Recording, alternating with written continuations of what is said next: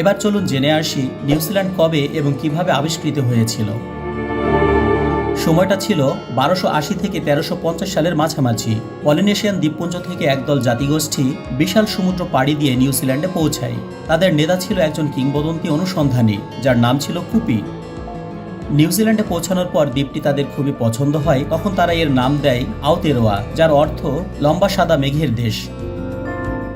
এরপর তারা এই দ্বীপে তাদের বাড়ি বানিয়ে নেয় এবং একটি মাউরি সংস্কৃতি গড়ে তোলে। মাউরিরা কৃষিকাজ করত, মাছ ধরত এবং জঙ্গলে শিকার করত। মাউরিরা খুবই সুখে শান্তিতে সেখানে বসবাস করছিল। 1642 সালে ওলান্দাজ নাবিক আবেল তাসমান প্রথম ইউরোপীয় হিসেবে নিউজিল্যান্ডের তীরে পৌঁছায়, তবে তিনি তখন দ্বীপের কারোর সাথে কোনো যোগাযোগ করেননি। এরপর কেটে যায় 127 বছর।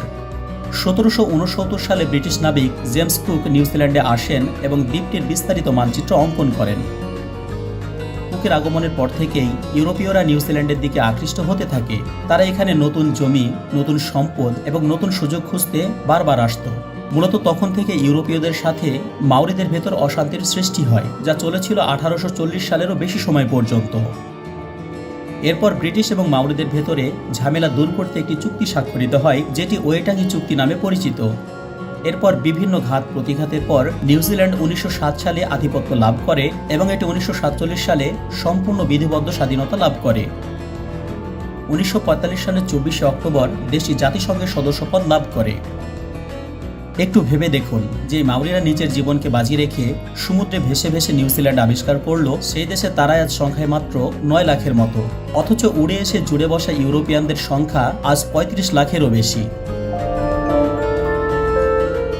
2023 সালের একটি পরিসংখ্যান মতে নিউজিল্যান্ডের মোট জনসংখ্যার 67.8% ইউরোপীয়, 17.8% মাউরি, 17.3% এশিয়ান, 8.9% প্রশান্ত মহাসাগরীয় মানুষ, 1.9% আফ্রিকান এবং 1.1% অন্যান্য মানুষের বসবাস রয়েছে।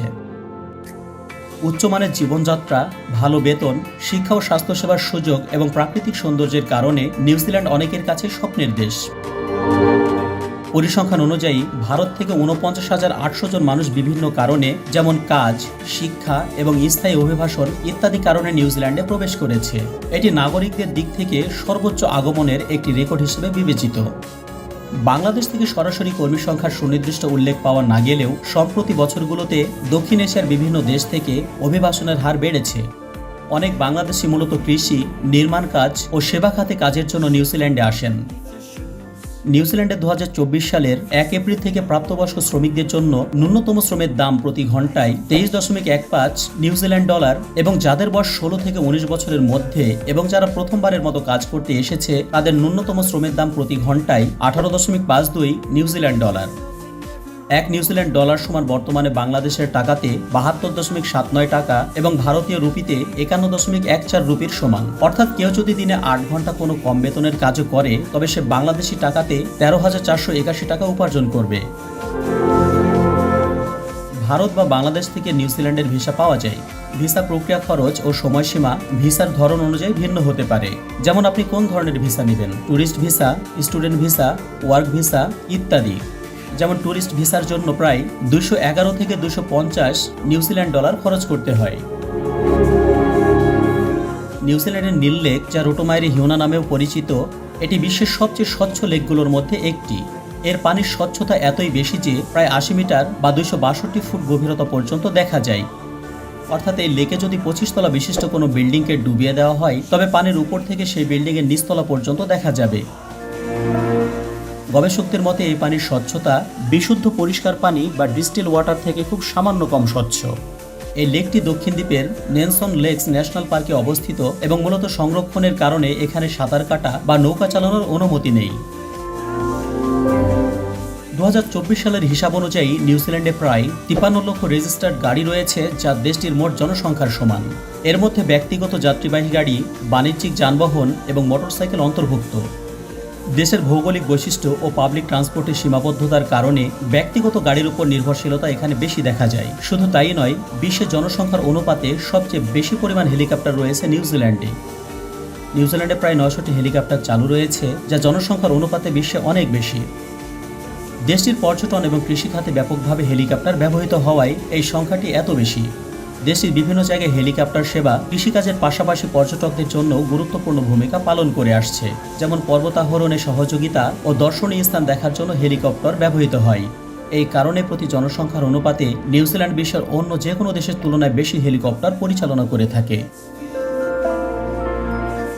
দেশটির রাষ্ট্রপ্রধান ইংল্যান্ড তৃতীয় চার্লস হলেও প্রকৃতপক্ষে রাষ্ট্রের রাজনৈতিক ব্যাপারে ওনার কোনো প্রভাব নেই।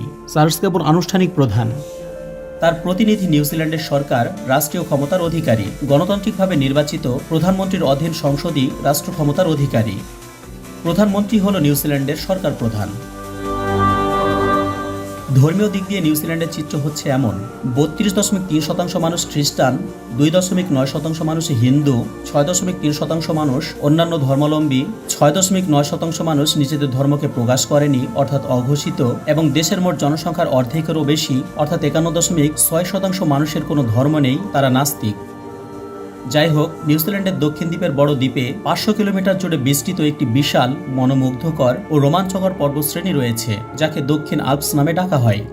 এর সর্বোচ্চ শিখর হল আওরাকি বা মাউন্ট কুক, যার উচ্চতা 3724 মিটার। এটি নিউজিল্যান্ডের সবচেয়ে উঁচু পর্বত এবং পর্বতারোহীদের কাছে অত্যন্ত জনপ্রিয়। সাউদার্ন আল্পসের জলবায়ু অত্যন্ত বৈচিত্র্যময়।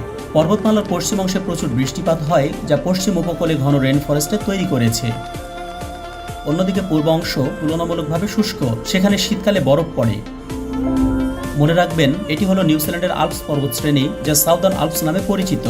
এটিকে ইউরোপের আল্পস পর্বতমালা ভাববেন না। ইউরোপের আল্পস পর্বতমালা 8টি দেশ জুড়ে বিস্তৃত এবং অনেক বেশি বিখ্যাত।